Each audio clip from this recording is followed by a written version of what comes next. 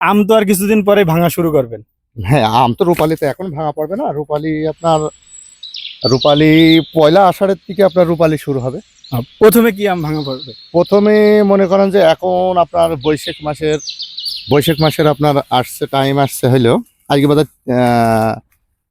23 কি 24 এমন। কিন্তু পয়লা জ্যৈষ্ঠীর থেকে আপনার এখান থেকে আম সংগ্রহ করা যাবে।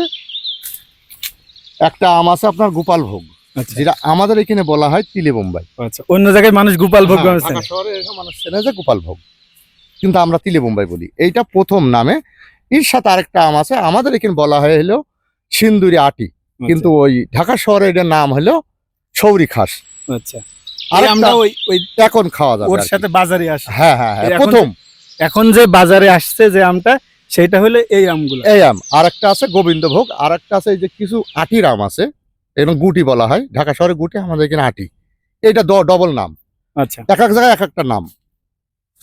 কিন্তু এইগুলো এখন খাওয়া যাবে। এখন যদি বাজার আপনি হিমসাগর যান, জানবেন যে কেমিক্যাল দিয়ে আম নিয়ে গিয়েছে। আচ্ছা, হিমসাগর আম যদি এখন কোনোভাবে প্রসেস করে, সেটা হলো কেমিক্যাল দিয়ে। কেমিক্যাল দিয়ে, তাছাড়া এমনি ওইটা।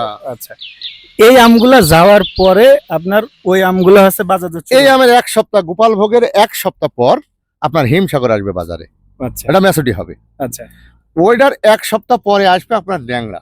আচ্ছা ন্যাংরা এক সপ্তাহ পরে আপনার আসবে হলো রূপালি। আচ্ছা, রূপালির পরে রূপালি এক সপ্তাহ পরে আসবে আপনার হলো বাড়িফোর। বাড়িফোর।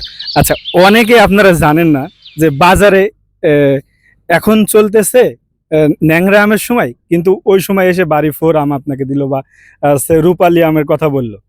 অনেকে এই সিকোয়েন্সটা জানে না।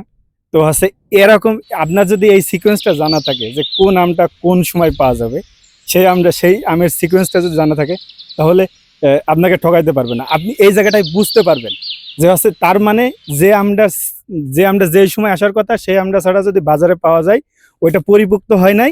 ওই আম হচ্ছে আপনার হচ্ছে মেডিসিন দিয়ে পাকানো।